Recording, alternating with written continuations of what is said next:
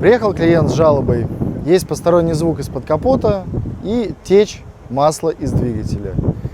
Но оказалось все гораздо печальней. Значит, на нижней части постели борозды. Из-за этого, собственно, и текли сальники вот эти вот. Установлен, судя по всему, не тот герметик, он крошится и какой-то странный.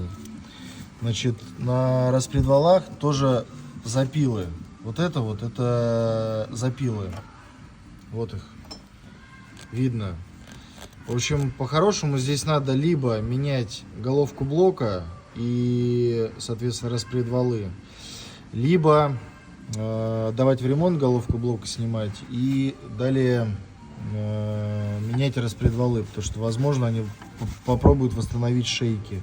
Но запилено внизу, вот здесь вот, на остальных постелях поменьше, а на крышке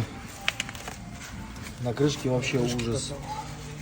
То есть ее тоже надо восстанавливать. Вот такие вот борозды. Здесь все печально. Сальники уже, замена сальников не поможет никак. Полчаса нового.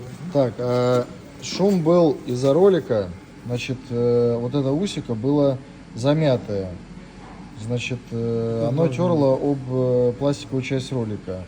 А вот так должен выглядеть новый. То есть вот, собственно, разница. В чем была проблема.